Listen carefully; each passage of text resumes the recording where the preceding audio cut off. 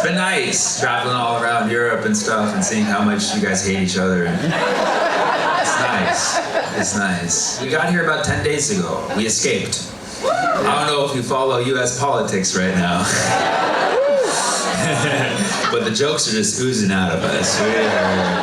Ooh, my government is providing a lot of material. All these years of paying taxes finally paid off.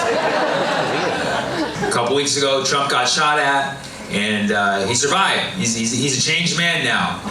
You know, just 10% less ear, but he's a changed man. And the whole Republican Party has rebranded now. You know MAGA? Yeah. That now stands for Man Almost Got Assassinated. Yeah.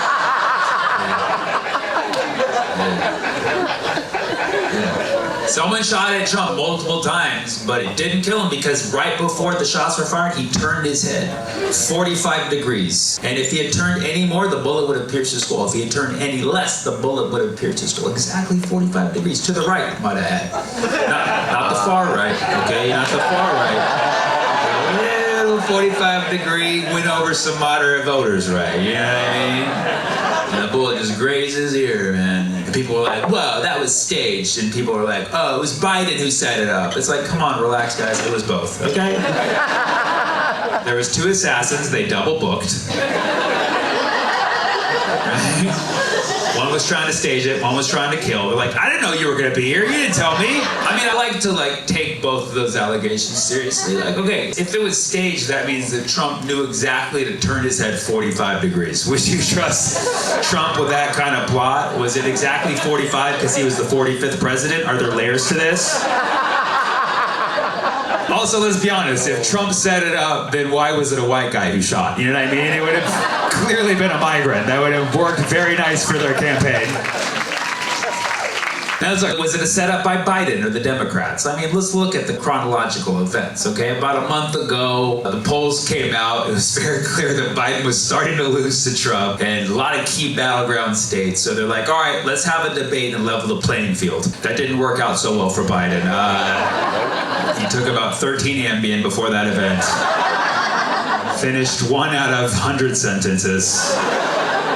So then his polls dipped even more after that, and everybody was like, we got to get rid of Biden, but Biden's like, I'm staying in the race, and all the top Democrats were like, he's staying in the race, and Obama was like, he's staying in the race, people. And we're like, do they know something that we don't? Like, this is weird. This confidence is scary. And then a week later, it got even worse. He called his Vice President Trump, and he introduced Zelensky as President Putin.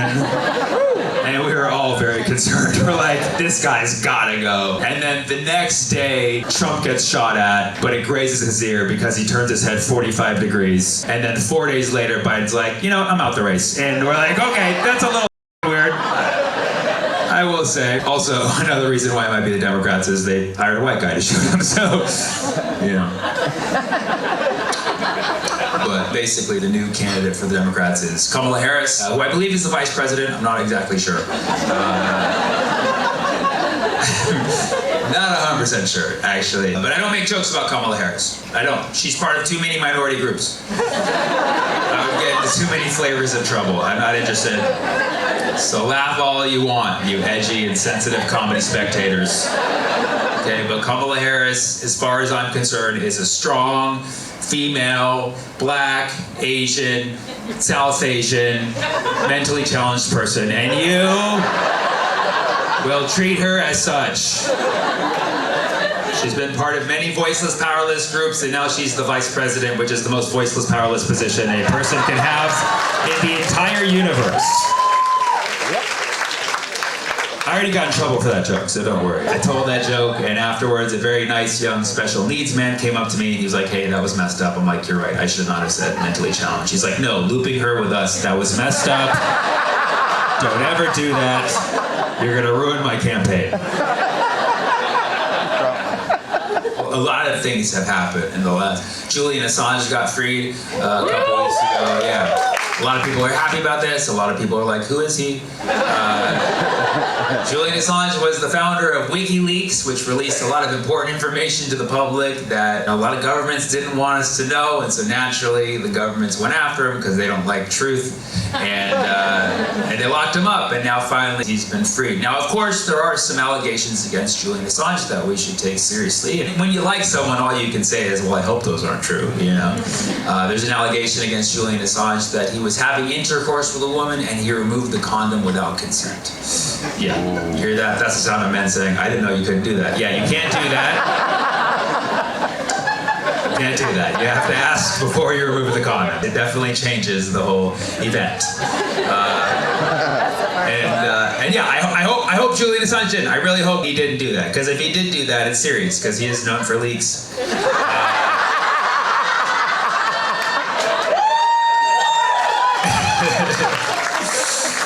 You may not like that joke, but he would want it to be released to the internet.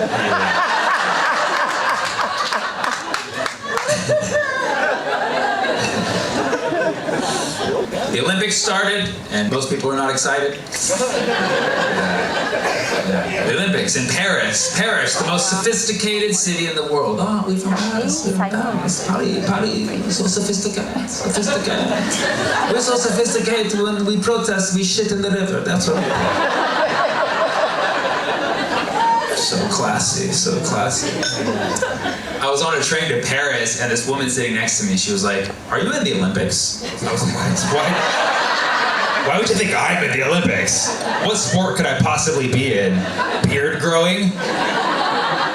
And she's like, are you sure? I'm like, oh my God, am I sure? I didn't think about that. Wow, totally forgot I'm in the Olympics, and I should have checked my emails. And she's like, I bet you're in the Olympics. I'm like, just please leave me alone. And she's like, just tell me. I'm like, ah. So then I put on a hijab and she left me alone. Yeah. They banned the hijab at the Olympics in Paris. And they say it's because, oh, this is our national law in France. We don't have outward displays of religion, which is true, but you know it's targeting a specific group of people. So I got the inside scoop from some of the locals after they shit in the river. And they're like, yes, the French, they don't like Arabs. I'm like, for real?